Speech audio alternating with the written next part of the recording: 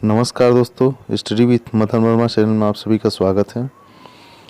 हमारे द्वारा जो घटना चक्र की सीरीज प्रारंभ की गई थी उसमें अब तक कुल 8 लेक्चर पढ़ाए जा चुके हैं, जिसमें आज का ये 9वां लेक्चर है।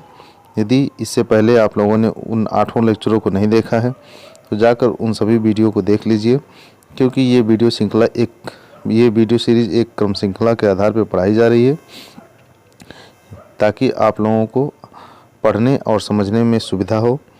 तो चलिए दोस्तों, बिना समय गंवाए शुरू करते हैं आज का ये वीडियो। तो आज का ये पहला प्रश्न है कि भारत में कितने संघ शासित प्रदेश हैं। तो देखिए दोस्तों, उस समय जो है जब प्रश्न पूछा गया था सन 1996 में ये प्रश्न पूछा गया है, उस समय ऑप्शन क्या है, उस समय कुल 7 संघ शासित प्रदेश थे। उस समय कुल संघ शासित प्रदेश 7 थे और राज्य कितने थे, 29 राज्य थे।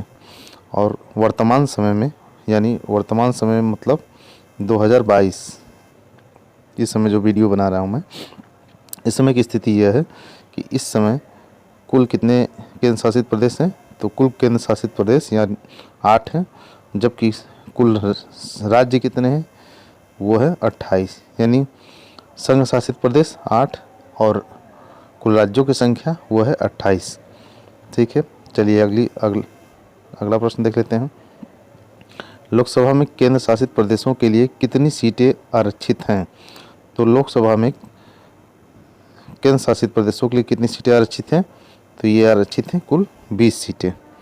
ठीक है, कुल 20 सीटें लोकसभा में केंद्र शासित प्रदेशों के लिए आरक्षित हैं। चलिए इसकी व्याख्या देख लेते हैं। संविधान के अनुच्छेद 31वें संशोधन 1973 तथा गोवा दमन एवं द्वीप पुनर्गठन अधिनियम 1987 द्वारा के अनुसार यथा संशोधित के अनुसार लोकसभा के लिए अधिकतम 530 राज्यों के निर्वाचन क्षेत्रों से, ठीक है, तो 530 सदस्य कहाँ से चुने जाएंगे, ये राज्यों से चुने जाएंगे, और 20 सदस्य जो है ये केंद्र शासित प्रदेशों से चुने जाएंगे। इसके अतिरिक्त अनुच्छेद 331 के अधीन राष्ट्रपति द्वारा 2 आंग्ल भारतीय समुदाय के लोकसभा में प्रतिनिधित्व चुने जाएंगे। कितने, 2 सदस्य। ठीक है, इस तरह से कुल संख्या लोकसभा कितनी हो जाती है, 552। ठीक है, यानी 530 आपका राज्यों से हो गए, 20 केंद्र शासित प्रदेश से और 2 एंग्लो इंडियन हो गए। ठीक है, तो कुल इस समय कुल लोकसभा की सीटों की संख्या पूछी जाए तो 552 है, जबकि चुनाव कितने पे होता है तो वो 545 पर ही होता है। ठीक है, चलिए अगला प्रश्न देख लेते हैं।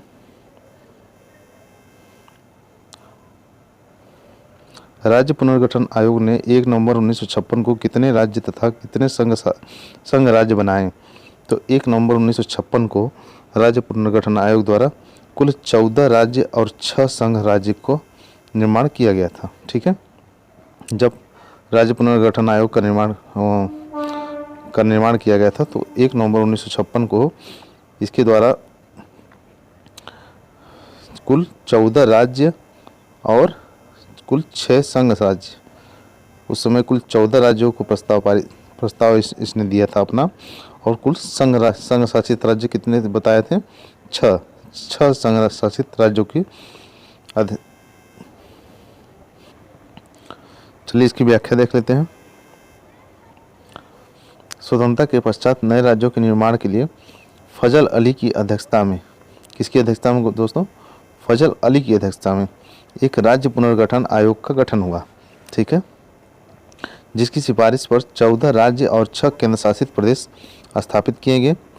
इसमें आंध्र प्रदेश स्वतंत्रता के पश्चात भाषा के आधार पर गठित 1 अक्टूबर 1953 प्रथम राज्य है। ठीक है, तो भाषा के आधार पर यदि आपको उससे प्रश्न पूछा जाता है, और ये प्रश्न अक्सर परीक्षाओं में पूछा जाता रहा है कि भाषा के आधार पर गठित होने वाला प्रथम राज्य कौन सा है, तो वह आपका कौन सा राज्य है, आंध्र प्रदेश। ये कब गठित हुआ था, तो 1 अक्टूबर 1953 में गठित हुआ था।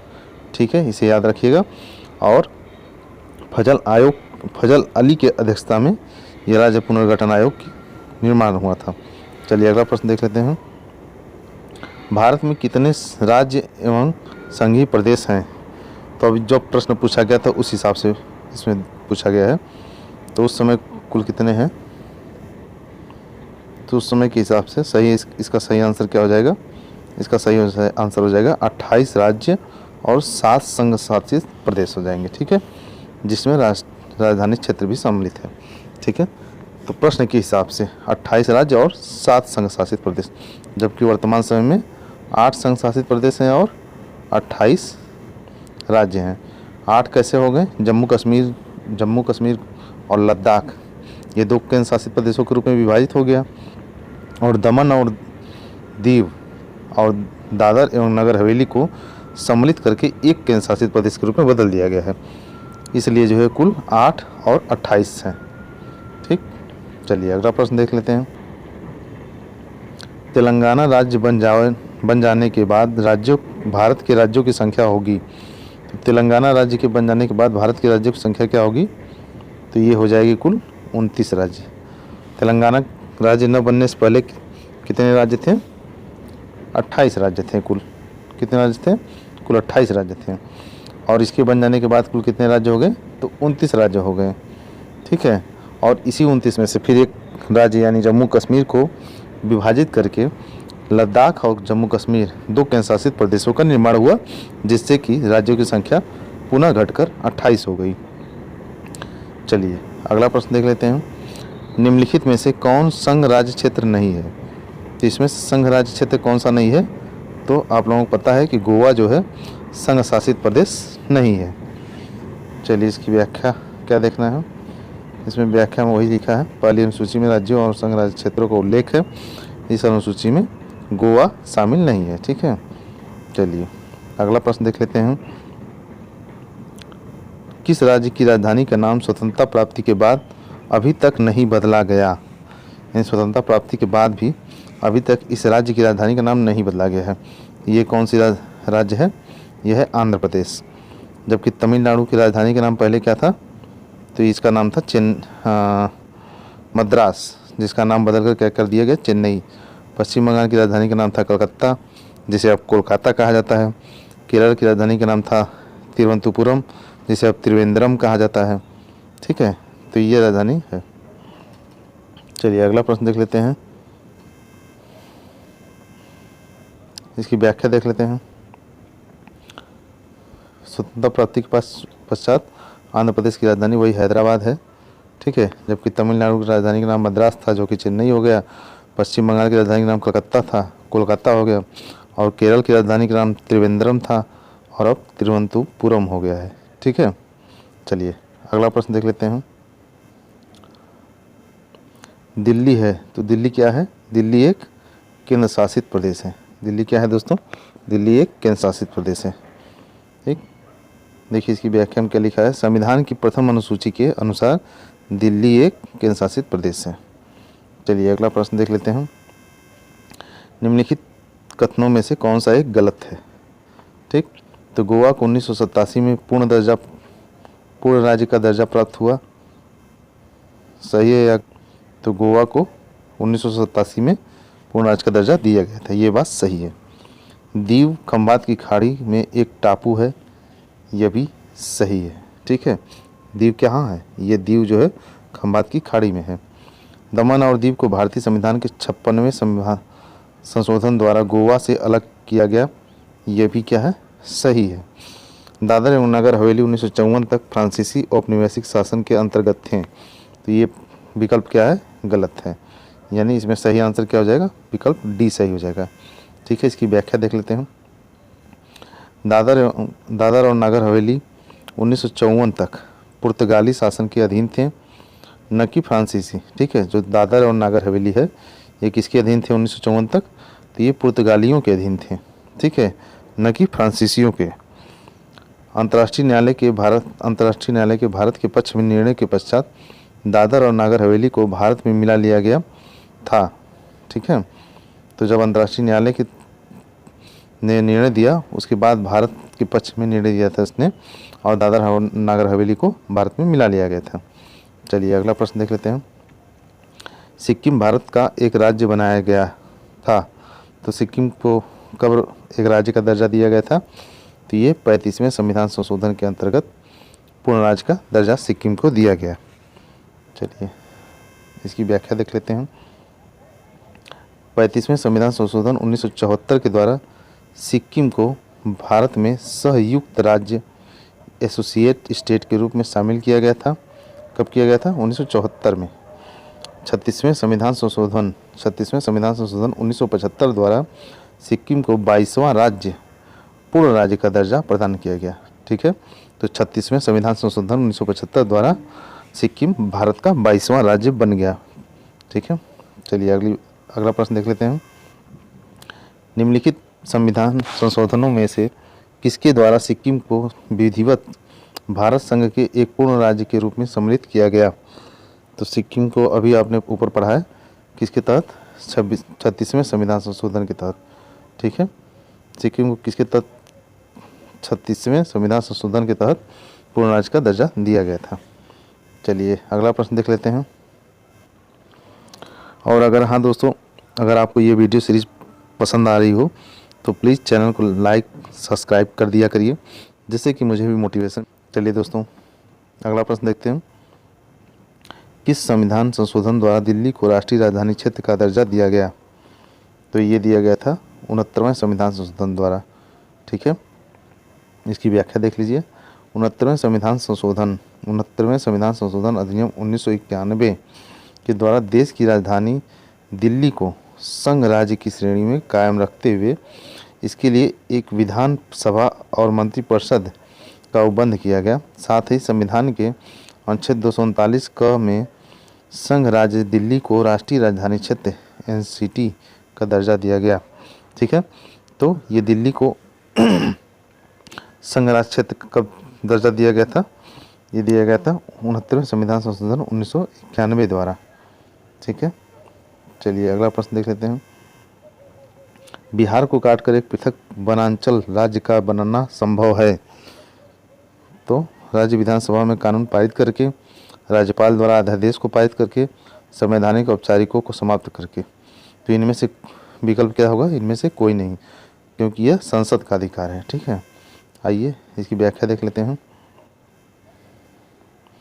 राज्यों का निर्माण करने का अधिकार अनुच्छेद 3 के अनुसार संघीय संसद को है। किसको है दोस्तों? नए राज्यों का निर्माण करने का अधिकार किसके पास है? संसद के पास है। अतः बिहार को काटकर पृथक वनांचल राज्य का बनना संसद के प्रावधानों द्वारा ही संभव है। अतः अभिष्ट उत्तर क्या है? इनमें से कोई नहीं होगा। चलिए अगला प्रश्न देख लेते हैं। नीचे दिए गए राज्यों को भारत संघ के संपूर्ण राज्य का दर्जा प्राप्त होने का सही कालानुक्रम कौन सा है? तो सबसे पहले कौन सा प्राप्त हुआ है? इसका सही कालानुक्रम है नागालैंड, विकल्प बी।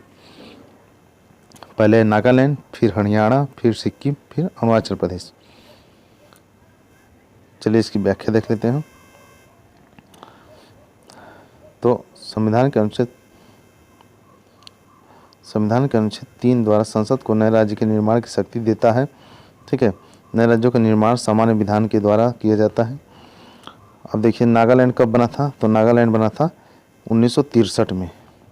हरियाणा कब बना? ये बना था 1966 में। हरियाणा और पंजाब ये दोनों 1966 में ही बने थे। ठीक है, सिक्किम कब बना था? तो ये बना था 1975 में। और अरुणाचल प्रदेश कब बना? 1987 में। तो ये क्रम है, नागालैंड 1963, हरियाणा 1966 और ये सिक्किम 1975 और अरुणाचल प्रदेश 1987। चलिए अगला प्रश्न देख लेते हैं। निम्नलिखित भारतीय राज्यों का उनके निर्माण के अनुसार कालानुक्रम बनाएं तथा अंत में दिए गए कूट का प्रयोग करते हुए सही उत्तर चुनिए। ठीक है, तो इसमें कालानुक्रम बनाना है। इसमें से सही विकल्प क्या हो जाएगा आपका? इसमें सही विकल्प हो जाएगा बी, यानी सबसे पहले किसका निर्माण हुआ था? सिक्किम का। ठीक है, दूसरा किसका निर्माण हुआ था? अरुणाचल प्रदेश का। तीसरा हुआ है आपका छत्तीसगढ़ और चौथा झारखंड का। ठीक है, ये क्रम है। इसकी व्याख्या हम लोग देख लेते हैं। सिक्किम का निर्माण कब हुआ है? 1975 में हुआ है। अरुणाचल प्रदेश का निर्माण कब हुआ है? तो ये 1987 में हुआ है और 1987 में ही गोवा का भी हुआ है। सन 2000 में किसका निर्माण हुआ है? तो ये छत्तीसगढ़ का हुआ है। और 15 नवंबर, इसमें 1 नवंबर को जो है 1 नवंबर 2000 को छत्तीसगढ़ का हुआ है और 15 नवंबर सन 2000 को झारखंड का हुआ है। ठीक है, ये 4 राज्य की क्रम है। तो सन 2000 में 3 राज्य बनाए गए थे दोस्तों, जैसा कि आप सभी लोगों को पता है, छत्तीसगढ़, उत्तराखंड और झारखंड। तो 1 नवंबर को हुआ था छत्तीसगढ़ का, और 9 नवंबर को हुआ था आपका उत्तराखंड का निर्माण, और 15 नवंबर को हुआ था झारखंड का निर्माण। ठीक है, चलिए अगला प्रश्न देख लीजिए। छत्तीसगढ़ राज्य का स्वरूप में आया, छत्तीसगढ़ राज्य स्वरूप में कब आया था? तो ये आया था आपका 1 नवंबर सन 2000 को, ये इसकी स्थापना हुई थी छत्तीसगढ़, या नया निर्माण हुआ था इस राज्य का। उत्तराखंड राज्य कब बना था? तो उत्तराखंड उत्तर प्रदेश से काटकर ये सन 2000 में बना था, और 2000 में कब बना था? तो ये 9 नवंबर सन 2000 को बना था, 9 नवंबर को बना था। ठीक है, और 15 नवंबर को आपका झारखंड राज्य बना था। चलिए अगला प्रश्न देख लेते हैं। इसका सही कालानुक्रम के अनुसार इसको भी व्यवस्थित करना है कि कौन सा राज्य कब बना है। ठीक है, तो इसमें विकल्प कौन सा सही हो जाएगा? इसमें विकल्प सही हो जाएगा सी। ठीक, यानी पहले नागालैंड बना है, फिर क्या बना है? हरियाणा, फिर आपका हो जाएगा मेघालय, और फिर सिक्किम। इसकी व्याख्या देख लेते हैं हम लोग। हरियाणा का गठन कब हुआ था? 1966 में। सिक्किम का गठन आपने पढ़ा है 1975 में। नागालैंड का 1963 में, और मेघालय का गठन हुआ है 1972 में। ठीक है, तो ये क्रम है, आप लोग देख लीजिएगा ध्यान से, वीडियो पॉज करके। चलिए अगला प्रश्न देख लेते हैं। इसमें भी वही कालानुक्रम के अनुसार दिया गया है। ठीक है, तो चलिए इसमें विकल्प क्या सही हो जाएगा? विकल्प सही हो जाएगा बी, यानी सबसे पहले क्या बना है? आंध्र प्रदेश। जैसा कि आप लोगों को पता ही है, ये बना था 1953 में। फिर बना है हरियाणा 1966 में, हिमाचल प्रदेश बना है 1971 में, और सिक्किम बना है 1975 में। चलिए इसका विकल्प देख लीजिए। आंध्र प्रदेश बना है 1953 में, हरियाणा 1966 में, हिमाचल प्रदेश 1971 में, और सिक्किम बना है 1975 में। वीडियो को पॉज करके इसके सभी सन को याद कर लीजिएगा, लिख लीजिएगा। ठीक है, चलिए अगला प्रश्न देख लीजिए। निम्न राज्यों के निर्माण का सही आरोही क्रम है। इसमें भी वही पूछ रहा है, इसमें क्रम सही कौन सा है? विकल्प ए सही है, पहले नागालैंड, फिर मेघालय, फिर सिक्किम, फिर अरुणाचल प्रदेश। ठीक, इसकी व्याख्या देख लीजिए। नागालैंड की स्थापना कब हुई थी? 1963 में। मेघालय बना है आपका 1972 में, सिक्किम 1975 में, और अरुणाचल प्रदेश 1987 में। ठीक है, चलिए अगला प्रश्न देख लेते हैं। इसमें भी अवरोही क्रम पूछ रहा है, तो इसमें सही अवरोही क्रम क्या हो जाएगा?